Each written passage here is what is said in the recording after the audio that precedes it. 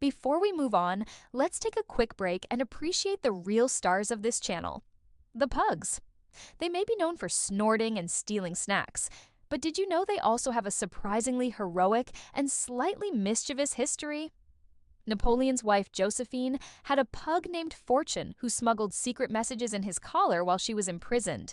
And on their wedding night, Fortune refused to let Napoleon into the bed until Josephine said it was okay. Apparently, pugs have always been masters of setting boundaries.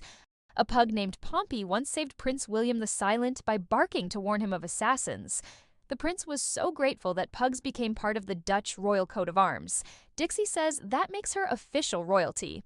And we're not arguing.